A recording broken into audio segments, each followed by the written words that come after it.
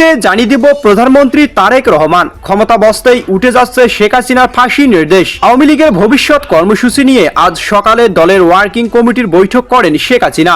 Virtually তিনি বৈঠকে যোগ দেন। আওয়ামী লীগের এক প্রেসিডিয়াম সদস্যের বাড়িতে মিলিত হয়েছিলেন ওয়ার্কিং কমিটির সদস্যরা। জানাবো প্রধানমন্ত্রী তারেক রহমানের হাত ধরেই বাংলাদেশে ফিরছেন শেখ হাসিনা। খেলা শুরু নয়াদিল্লির। বাংলাদেশ এক অস্থির সময়ের মধ্য দিয়ে গিয়েছে। অনেকেই ভেবেছিলেন পরিস্থিতির অনেকটাই কাটিয়ে ওঠা সম্ভব যখন একটি নির্বাচন হয়, সেই নির্বাচনে ক্ষমতায় আসবে আওয়ামী লীগ। জানিয়ে দেব চাঞ্চল্যকর তথ্য। 27শে মার্চ দিল্লিতে খলিলুর ও জয়শঙ্করের বৈঠক। শেখ হাসিনাকে ফেরাতে প্রধানমন্ত্রী তারেকের চরম সিদ্ধান্ত। সম্প্রতি নির্বাচনের মাধ্যমে নতুন সরকার গঠন হয়েছে বাংলাদেশে। অন্তর্বর্তী সরকারের ক্ষমতা হস্তান্তর হয়েছে বিএনপি সরকারের কাছে। এবং সর্বশেষ জানিয়ে দেব পুলিশ হত্যার বিচার শুরু। ভয়ে নাইদ হাসনাত সার্জিসরা। বিএনপি পুলিশ হত্যার বিচার যেভাবেই করুক না কেন, এটি শেষ বিচার নয়। আসল বিচার হবে সেদিন যেদিন আওয়ামী লীগ পুলিশ হত্যার বিচার করবে।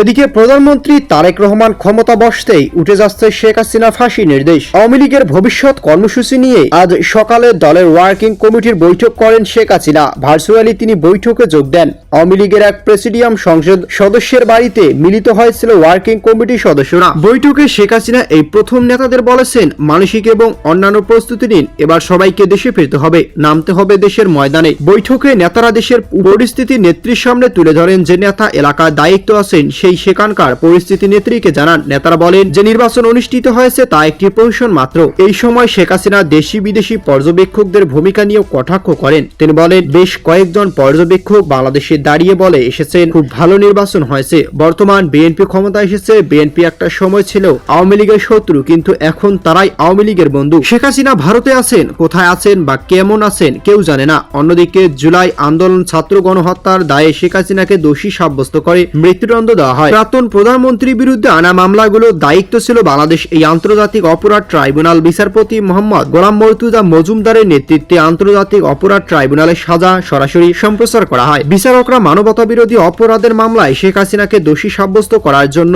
453 পৃষ্ঠার রায়কে 6টি ভাগে বিভক্ত করে পাঠ করেন। বাংলাদেশের রাজনৈতিক মহল বলছে শেখ হাসিনা খুব তাড়াতাড়ি দেশে ফিরতে পারে। বিএনপি ক্ষমতা আসার পর একাধিক জায়গায় বদল আনছেন। তেমনি বাংলাদেশের প্রাক্তন প্রধানমন্ত্রী তথা আওয়ামী লীগের প্রধান শেখ হাসিনা মৃত্যুদণ্ডের পক্ষে সওয়াল করেছিলেন মোহাম্মদ তাজুল ইসলাম। এক বিজ্ঞপ্তিতে প্রকাশ করে বাংলাদেশ আন্তর্জাতিক অপরাধ tribunal chief prosecutor Mohammad Tajul ইসলামকে পদ থেকে সরিয়ে নিলে প্রধানমন্ত্রী তারেক রহমান।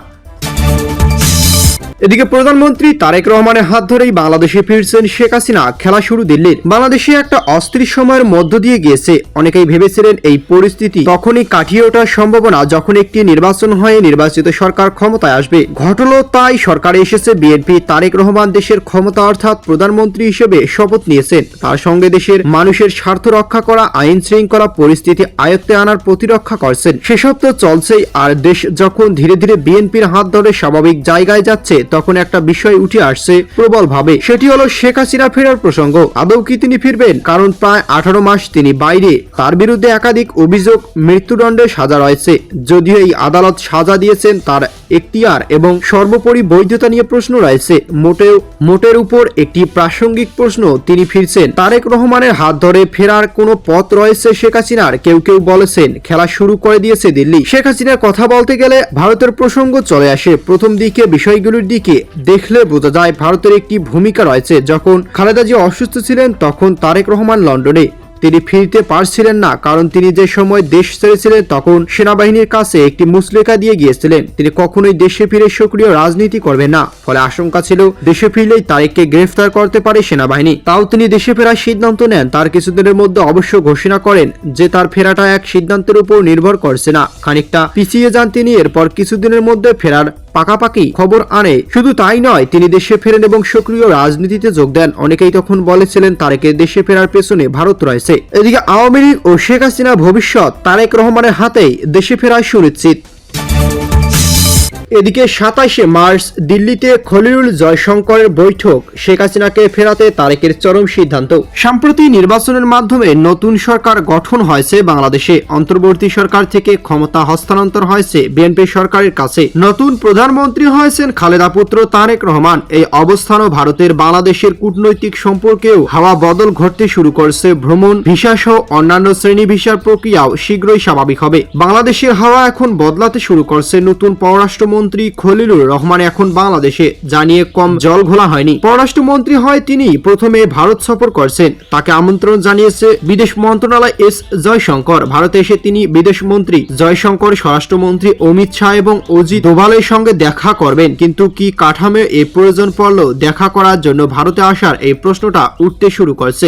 বাংলাদেশের রাজনৈতিক মহলে কি বার্তা তিনি ভারতবর্ষে নিয়ে আসছেন, প্রশ্ন সেখানে। পররাষ্ট্রমন্ত্রী খলিলুর রহমান যখন ভারতের সঙ্গে হাই কমিশনার প্রণয় ভর্মার সৌজন্যে সাক্ষাতের আমন্ত্রণপত্র পৌঁছে দেন, এক বিজ্ঞপ্তিতে পররাষ্ট্র মন্ত্রণালয় এ তথ্য জানিয়েছে। 22 ফেব্রুয়ারি প্রধানমন্ত্রী তারেক রহমানের সঙ্গে সৌজন্যে সাক্ষাৎ করেছেন ঢাকা নিযুক্ত চীনের রাষ্ট্রদূত ইয়াং ওয়েন। সাক্ষাৎকারে তিনি প্রধানমন্ত্রী চীন সফরে আমন্ত্রণ জানান এবং চীনের প্রেসিডেন্ট শি জিনপিং ও প্রধানমন্ত্রী লি কিয়াং এর পক্ষ থেকে উষ্ণ অভিনন্দন ও শুভেচ্ছা পৌঁছে দেন।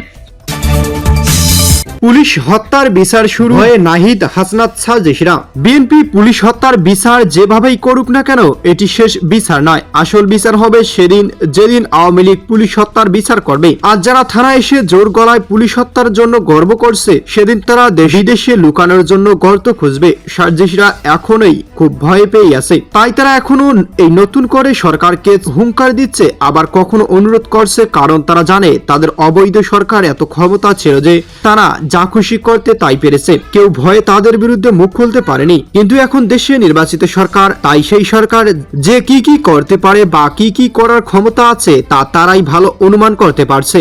তাই সার্জিস বলছে তারা খুব শীঘ্রই ইউনূসের অনুপস্থিতি উপলব্ধি করতে পারবে। যখন তারা যা খুশি তাই করতে গিয়ে পুলিশের ডান্ডা খাবে, সেই দিনও বেশি দূরে নেই, তবুও তারা বুঝতে পারছে। সার্জিস অন্তর্বর্তী সরকার জুলাই আগস্ট ঘটা যে কোনো হত্যাকাণ্ড থেকে ছাত্র নেতাদের দায় মুক্তি দিলেও সেটি ছিল সামরিক। এখন ক্ষমতা এসেছে বিএনপি, তারা চাইবে যে এই দায় মুক্তি উঠিয়ে দিতে। এই ছাত্র নেতাদেরকে তাদের অধীনে রাখতে বেশি বাড়াবাড়ি করলেই তাদের কাছে আইনি নোটিশ যাবে, হয়তো বা গ্রেফতার করা হতে পারে। কারণ দেখি বিএনপি সরকার চাইছে পুলিশ হত্যার বিচার করতে, সেই সঙ্গে এই ছাত্র নেতাদের দাবি রাখতে। কিন্তু এই বিচার শেষ বিচার নয়। এই দিন আওয়ামী লীগ ক্ষমতা আসবে, যেদিন হবে আসল বিচার। পুলিশদের কুপিয়ে পিটিয়ে আগুনে পুড়িয়ে সেই মৃতদেহ ব্রিজে ঝুলিয়ে রেখে তা নির্মমতার পরিচয় দিয়েছে, তা সঠিক বিচার করতে পারবে একমাত্র আওয়ামী লীগই।